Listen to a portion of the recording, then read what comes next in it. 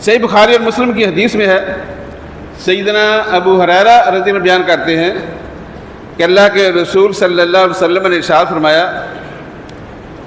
فرمایا کہ حق المسلم علی المسلم خمس، ایک مسلمان کے دوسرے مسلمان پر 5 حق ہیں۔ ان میں پہلا حق یہ ہے رد السلام، کہ جب وہ سلام کرے تو اس کے سلام کا جواب دے۔ وعیادۃ المریض، اگر وہ مسلمان بھائی بیمار ہو جائے تو اس کی تیمارداری کے لیے جائے، عیادت کے لیے جائے، خیر و عافیت معلوم کرنے کے لیے جائے۔ واتباع الجنائز، اور اگر مسلمان بھائی فوت ہو جائے تو اس کے جنازے کے ساتھ تدفین کرنے کے لیے جائے۔ فرمایا کہ اجابت الدعوہ، ایک مسلمان اپنے مسلمان بھائی کی دعوت کرے تو اس دعوت کو رد نہ کرے، قبول کرے۔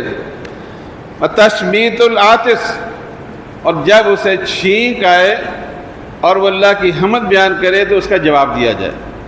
یعنی اگر کسی کو چھینک آئی ہے تو اسے فوراً کہنا چاہیے کہ الحمدللہ، اللہ تیرا شکر ہے، اور سننے والا کہے یرحمک اللہ، اللہ تیرے پہ رحم کرے۔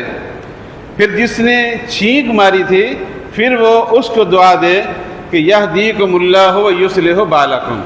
تو یہ مسلمان کے دوسرے مسلمان کے اوپر حق ہیں۔ یہ صحیح بخاری اور مسلم کے اندر یہ 5 حق بتائے۔